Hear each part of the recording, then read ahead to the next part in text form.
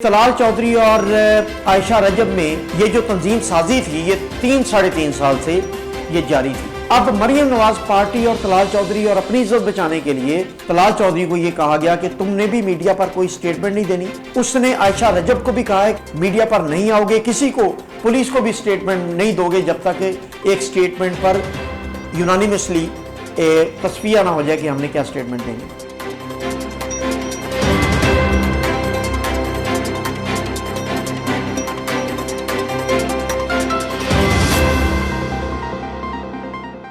अस्सलाम वालेकुम। आज की वीडियो में हकायक और कुछ ऐसी चीज़ें जिन पर पर्दा उठाऊंगा मैं, जो अभी तक आपके पास नहीं पहुंची, और तलाल चौधरी और आयशा रजब के मामले में कुछ ऐसे हकायक हैं जो छुपाए जा रहे हैं दोनों साइडों से और वो अभी तक मंजरेआम पर नहीं आए।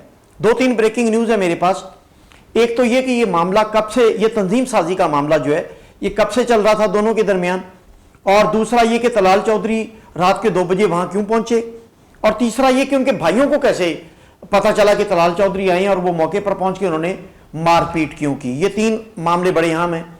मैं 1 बाय 1 आपसे डिस्कस करता हूं कि तलाल चौधरी और आयशा रजब में ये जो तंजीम साजी थी ये 3-3.5 साल से ये जारी थी।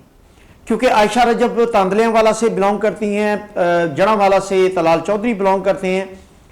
और आपको ये ब्रेकिंग न्यूज़ दूं कि आयशा रजब को MNA special seat, reserve seat पर एमएनए बनवाने वाले वो तलाल चौधरी थे। उन्होंने इनका सियासी करियर कुछ भी नहीं है सिवाय 1 साल के मुस्लिम लीग नून में। उस पर तलाल चौधरी ने मरियम नवाज से रिजर्व सीट पर स्पेशल सिफारिश करके इसको एमएनए बनवाया। और यह सिलसिला इस्लामाबाद, लाहौर में मुलाकातों पर भी मुहित है। और ये सिलसिला इतना लंबा हो गया कि आयशा रजब के घर वालों को पता चल गया हुआ था, उसके बेटे को पता चल गया हुआ था। और बेटे ने, इससे पहले एक मरतबा एक वाकया हो चुका है जब बेटे ने माँ से सख्त जुमलों का तबादला किया और तलाल चौधरी को यह मना किया कि वो उनके घर दोबारा मत आए, और बेटा नाराज होकर घर भी छोड़ के गया। आयशा रजब जो है वो इस पर अपनी फैमिली में काफ़ी सुबकी महसूस कर रही थी, लेकिन इसके बावजूद क्योंकि सिलसिला बड़े अरसे से जारी है और मेन मोहसिन था तलाल चौधरी आयशा रजब का, और उसने उस रात, जिस रात ये वाकया हुआ है 24 की रात, 24 और 25 की रात, ये 12 बजे तलाल चौधरी फ़ोन पर बात करता है आयशा रजब से, और 3 मरतबा फ़ोन कॉल 12 से 2 बजे तक 3 मरतबा लंबी, मतलब कोई 10-15 मिनट की फ़ोन कॉल्स होती हैं, जिस पर यह मुश्तरका तौर पर तय होता है कि आप तशरीफ़ ले आएँ ताकि तंजीम साजी हो सके। तो तलाल चौधरी बाकायदा दावतनामे पर आयशा रजब के ख्वाहिश पर उनके घर पहुँचे और वो 2 बजे वहाँ पहुँच गए, और वो बड़ी एहतियात के साथ वो ड्राइंग रूम तक भी पहुँच गए, और आयशा रजब उनको उन्होंने रिसीव चौकीदार है, क्योंकि बेटे ने मामू को बताया हुआ था कि ये मामला चल रहे हैं, और मामू ने चौकीदार को कहा था कि जब तलाल चौधरी या इस तरह का कोई सस्पिशियस मुलाकाती आता है तो तुम क्यों उनका हिस्सा बनते हो, तुम उनको सपोर्ट क्यों करते हो, तुम हमें इतला दो। जिस पर चौकीदार को अपनी जान की अमान के लिए आयशा रजब के भाई को इतला देना पड़ी, और वो 15-20 मिनट में वो लोग पहुंच गए सारे।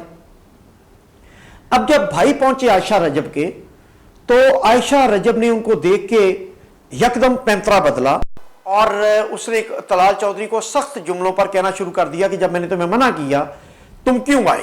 तो तलाल चौधरी हैरान और शजदर हो गया कि ये मुझे खुद बुलवाने वाली, ये अब किस तरह पैंतरा बदल के कह रही है कि तुम क्यों आए, हमारी फैमिली में सख्त इस तरह के इख्तलाफात पैदा हैं तुम्हारी वजह से, और तुम इतनी रात गए क्यों आए।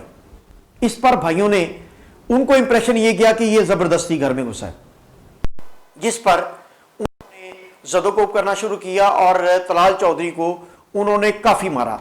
अब जब उन्होंने जदोकोब करना शुरू किया तो तलाल चौधरी को नजर आ रहा था कि हो सकता है जान से मार दें। उसने 15 पे कॉल की और कहा कि मुझे कुछ लोग जदोकोब कर रहे हैं, जिस पर उन्होंने मोबाइल फोन छीन के बंद कर दिया। और जब तलाल चौधरी का मोबाइल फोन छीन तो आयशा रजब को यह दिखाई दे रहा था कि इतना मारेंगे कि ये जान से ना चला जाए। उसने 15 पे कॉल की और ये कहा कि कुछ डाकू चोर घर में घुसाएं ताकि पुलिस मौका पर पहुंच जाए और तलाल चौधरी की जान बच सके। बेसिकली आयशा रजब ने तलाल चौधरी की मुखालफत में 15 को कॉल नहीं की, बल्कि उसने उसकी जान बचाने के लिए ये कॉल की। अब ये सारा मामला चौकीदार की इतला के बाद ये खुल के सामने आया। कुछ भी नहीं होना था, अदरवाइज किसी को भी पता नहीं चलना था इसका। लेकिन चौकीदार जो है उसने आयशा के भाइयों से वफादारी दिखाई और अपनी जान बचाने के लिए उसने उन्हें इतला दी। अब हो क्या रहा, हो ये रहा है कि मरियम औरंगजेब और मरियम नवाज दोनों, क्योंकि टिकट देने वाली मरियम नवाज है और तलाल चौधरी की सिफारिश पर टिकट दी गई।